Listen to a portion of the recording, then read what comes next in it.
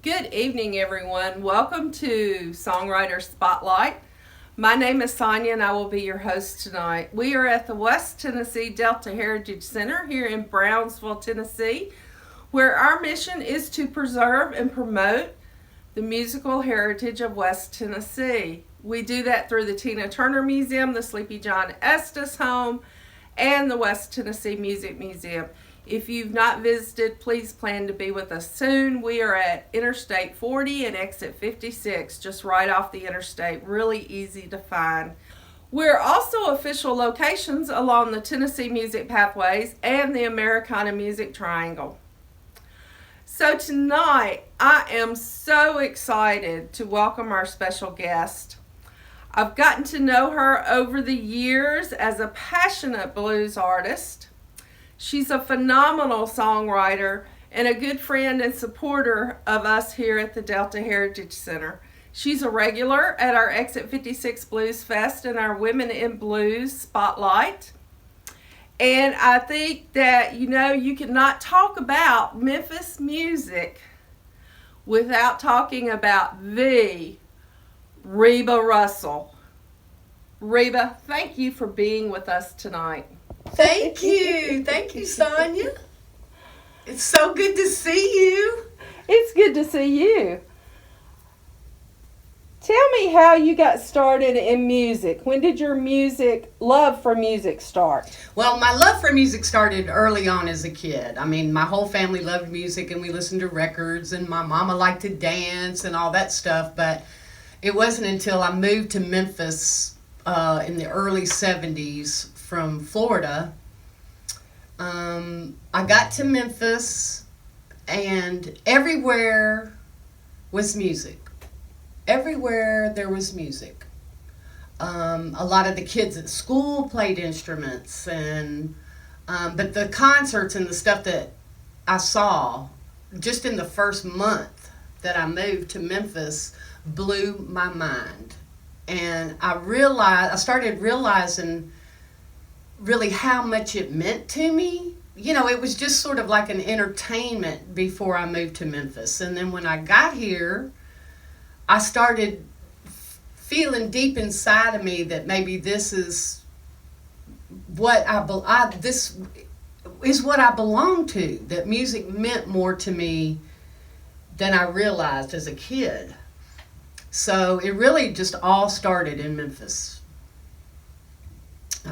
My brother-in-law gave me a guitar when I turned 15 or 16 years old, and even though I was kind of singing before I got the guitar, I was kind of a late bloomer in comparison to kids nowadays. But when I got that guitar, it just changed my life. And I'm not a great guitar player, but I kind of taught myself how to learn songs and started kind of writing songs. But I would spend hours in my bedroom just locked up, learning how to play. And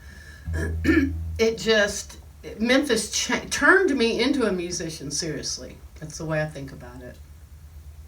Well, you've certainly become a staple for blues music in Memphis. So tell us what the first song is you're going to play for us. Okay, so this song is I wrote about a fella by the name of Sunshine Sonny Payne. I met him by playing the King Biscuit Blues Festival in Helena, Arkansas, and he was a bass player as well.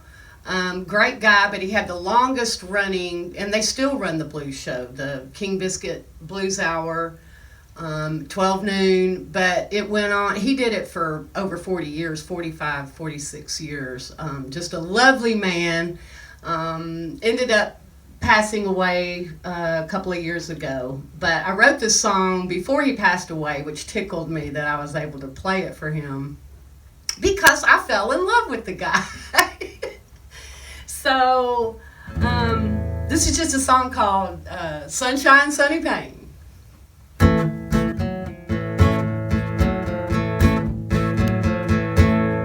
Sonny Payne, Sonny Payne, sunshine, Sonny Payne.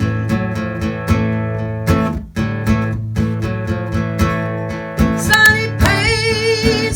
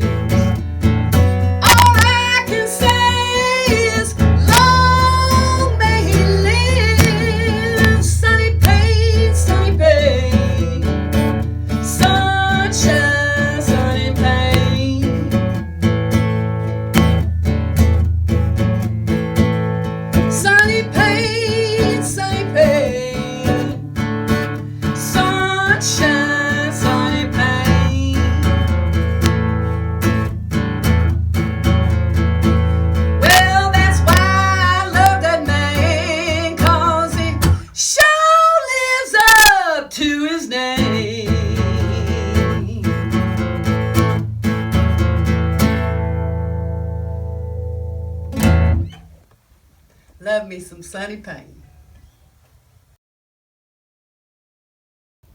That is such a sweet song.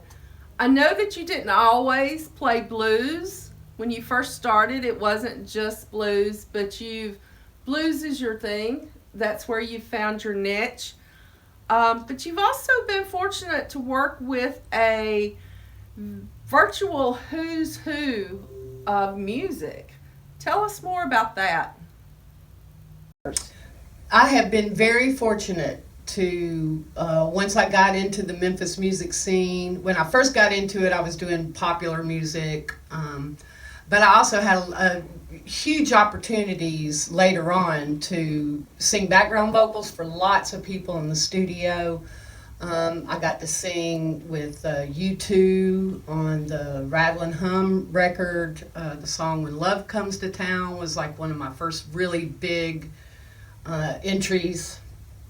The Homecoming, Class of 55, Chips Moment, I got to sing with, everybody. Johnny Cash, John Fogerty, Roy Orbison, we were all in the same room together. I sang on that record. I've also recently sung on a Al Green recording. So yes, I've had huge opportunity to sing in studios for different producers and artists. I've been just so fortunate that way. You have your own brass note on Beale Street. What is that like? Well, it was just incredible. The committee that chooses the artists who receive a brass note on Beale Street, Richard Cushing is on that committee, and several years before I received the note, which was in 2019, I believe, he had mentioned, I really want to honor you, and I just kind of wrote it off. I didn't feel good about it. I was too young, and I just didn't think that I had contributed that much. Then he reapproached me about it a few years later, and he said, well, look, if we make it the Reba Russell Band rather than Reba Russell, and so when he offered to do that, that made me more excited, because then that included all my band members over the years and everybody I've played with. So I agreed to it, but even then, until the evening of the presentation, I'm getting chill bumps sitting here talking about it. Did it really hit home how absolutely incredible my journey had been over the years, and that I was being honored in this way? I'm really kind of choked up about it even when I think about it, because, and what I said that night at the presentation was that I actually am a Memphis musician, because all I ever wanted once I moved here, and all the work I've done since, the early 80s, late 70s, early 80s, was to be a Memphis musician. And so it was really kind of like literally cementing into the ground on Beale Street the fact that I'm a Memphis musician. So it just meant the world to me. It was just so special. What's the story behind your next song? Let's see. I was going to do Love is the Cure. That's what I'm going to do. Okay, so this song I wrote not too long, several years probably after 9/11. There were so many things that were sad during that time that I wanted to write something that was uplifting and happy, not necessarily happy, but meaningful to me, about the way I felt about the world. And so I'm just going to get a little sip of water here. This is a song called Love is the Cure for Everything. And I still very sincerely believe that love is the cure for everything. And so that's the times we were going through when I wrote this.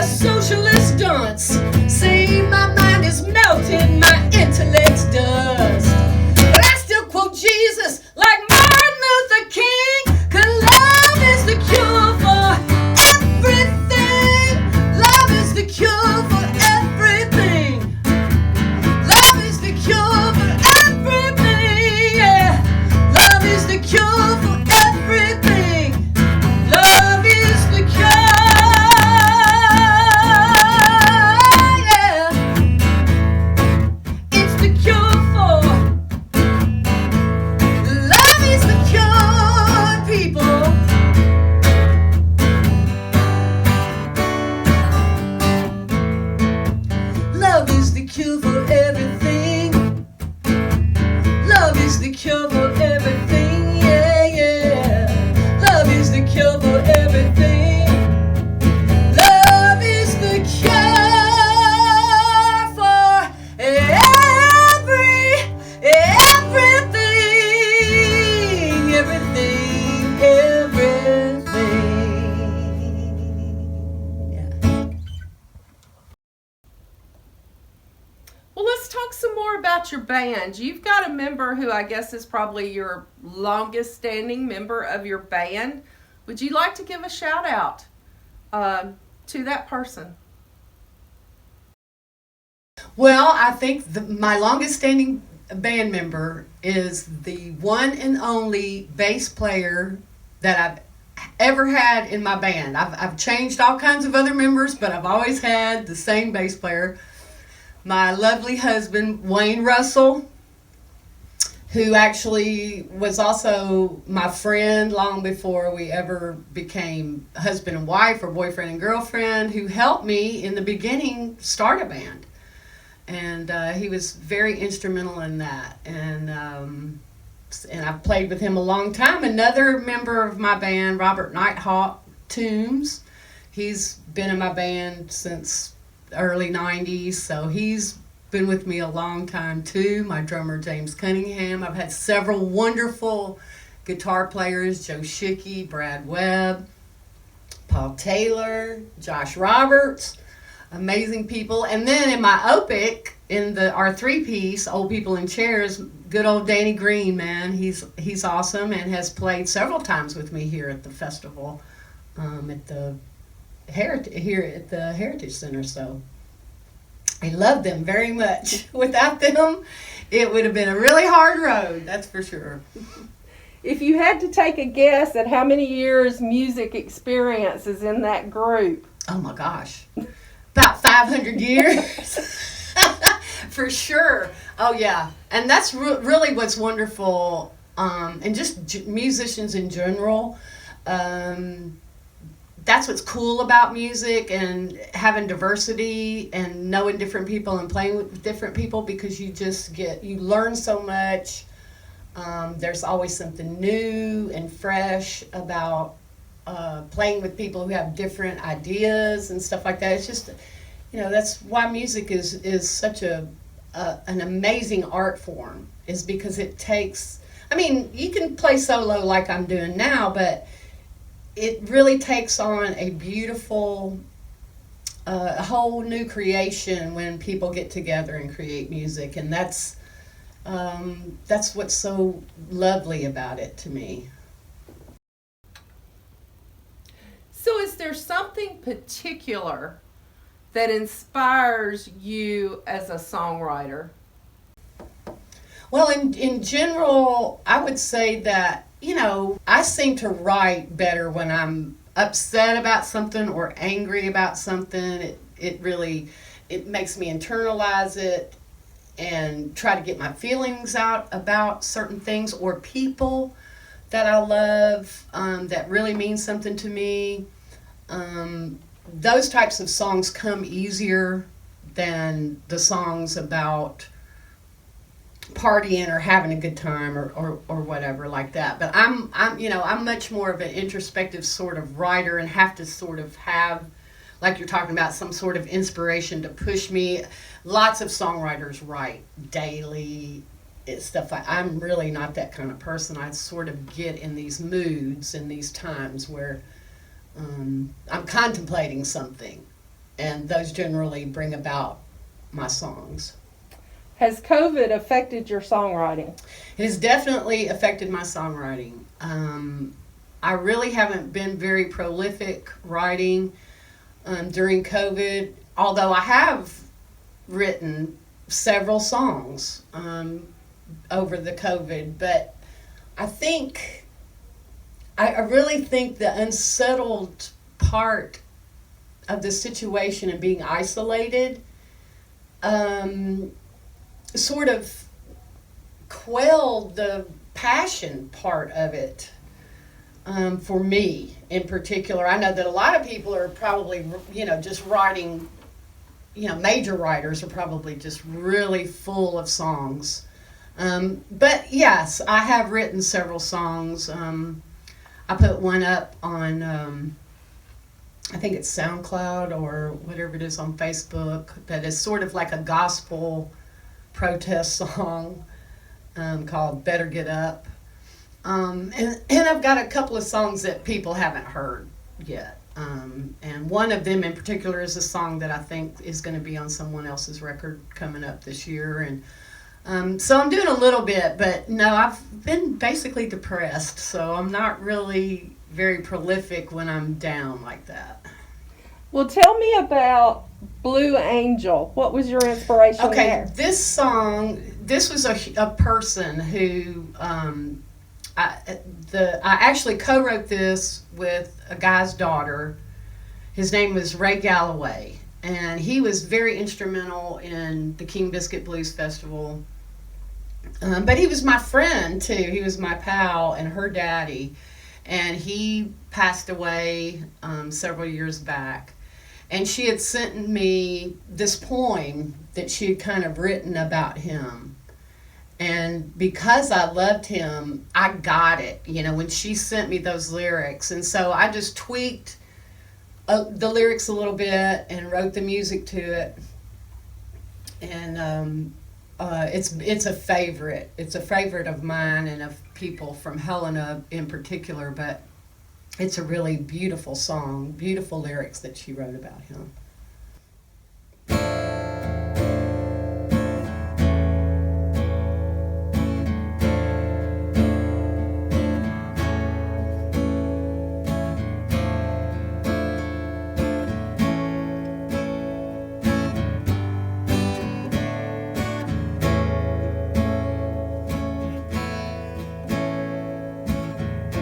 Woke up on Sunday morning to a troubled red sky, unaware it was a warning we'd soon be saying goodbye. Last thing you told me before the angels took you home, told me, listen, it's blues at sunrise by Albert King and Stevie Ray Vaughan. Sometimes I feel like crying when I think of all those times you taught me about life, then you stood back and let me shine. You were always there for me in good times and bad. Even now you still watch over me, and it makes my heart glad. And I've got a blues angel shining down on me. When life gets to be too much, he comes and he speaks to me. And I feel the sunshine, the salt breeze, yes, I hear it through the trees. And I know my blues angel is come to set me free.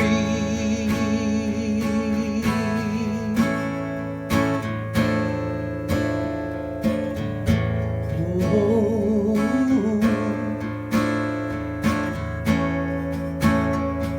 Ooh.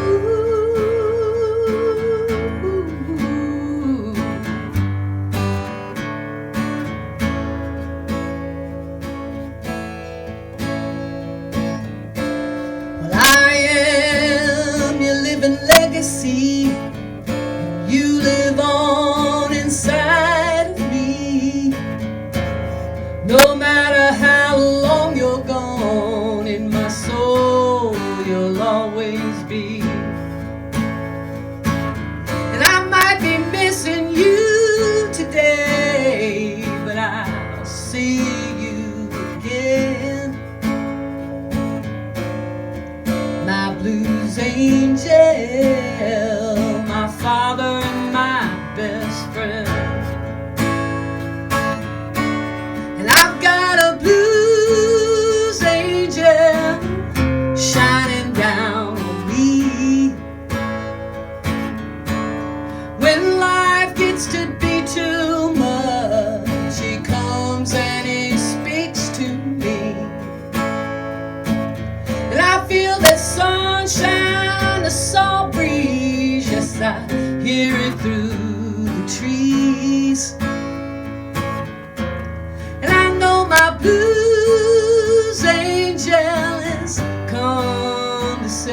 free.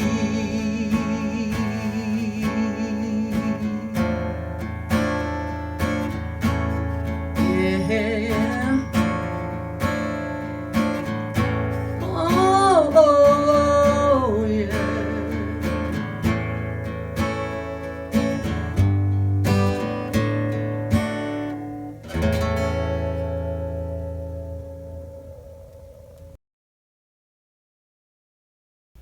That's beautiful. That's beautiful. If you're just tuning in with us, we are Songwriter Spotlight here at the West Tennessee Delta Heritage Center in Brownsville, Tennessee. We're talking with Memphis musician and blues woman Reba Russell. Reba, March is Women's History Month. Tell me how you've seen things change for women over the years in the music industry. I can tell you right now that just even during this pandemic year, there were an awful lot of women who were topping the charts, especially in the blues genre, without even touring last year. I am so proud and so happy to see so many women, and not just in my genre, but in across the board, stepping up, making a difference, just kicking butt out there. Just hugely proud of women in music currently. And I'll also say that, there are women behind the scenes in some entities, the Blues Foundation, NARAS, National Recording Arts and Sciences, all these places that are making huge headway in bringing diversity in, new ideas, more creative ways to do things, and helping each other, really getting behind each other, forming corporations, forming all sorts of record labels, production, all those things. I've just seen a huge surge in it this last 5 years, but even before that, it was starting to, get bigger and bigger. But I just think the last several years have just been amazing for women in music. Very impressed and happy. So what's the next song you have for us? Okay, well, Segway. This song I wrote, and it's really kind of tongue-in-cheek. It's a cute, I didn't want to make this a heavy tune, but really in my heart of hearts, I do believe this so much. This is, and I haven't recorded this, so I probably will eventually make a record out of this, hopefully even this year, and release it. This is a song called, I think the actual title that is copyrighted under is Women Rule, but the hook is, it's time for women to rule the world. So, and guys listening out there, I love you guys so much, and this is just not about you really, but it sort of is. So here we go. It's time for women to rule the world. It's time for women to rule the world.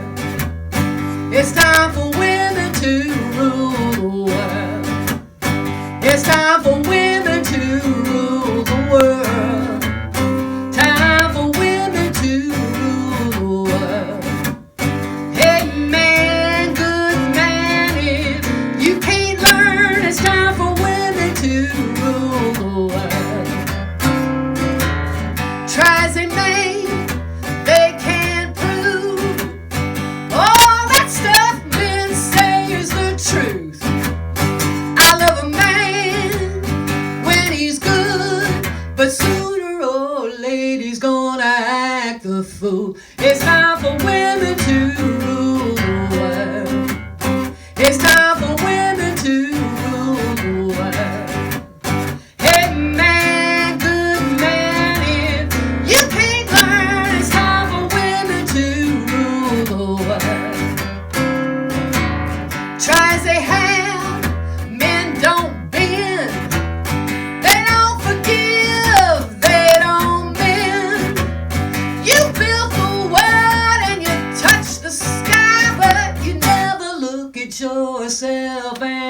ask why. It's time for women to rule the world. It's time for women to rule the world. Hey man, good man, if you can't learn, it's time for women to rule the world. It's time for women. Time for women. Time for women. Yes, it is, y'all. Time for women. Oh, you man, if you can't learn, it's time for women to rule the world. Come on, guys, you've had your turn. Time to give us the props we've earned. We still need all your love and concern, but things gotta change if you can't learn. It's time for women to rule the world. Time for women to rule the world. Oh man, sweet man, if you can't learn, it's time for women to rule the world. It's time for women to rule the world. It's time for women to rule the world. Time for women to rule the world. It's time for women to rule the world.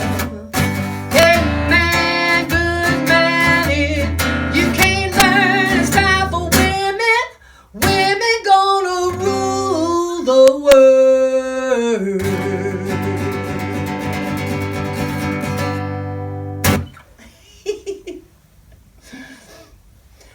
Peace. Yay, girl power. So let's talk about your albums. How many albums have you recorded? I've got 8 albums, and then I've got a single. You can go to my website, rebarussell.com, or iTunes, CD Baby. I'm on all the platforms, streaming stuff. I've got lots of music. If anybody's interested, it's still out there. Thank you all for joining us tonight. I hope that you've enjoyed Reba's music. We certainly have. It's always a pleasure to have her in Brownsville and here at the center. To be sure and tune in next week for another Songwriter Spotlight, Thursday evenings at 6 o'clock. We'll be back with you then.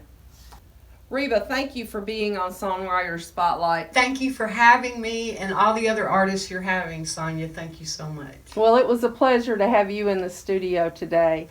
What have you got to play us out on? I'm going to do one of my husband's songs. This is a thing called Red Mississippi Clay. My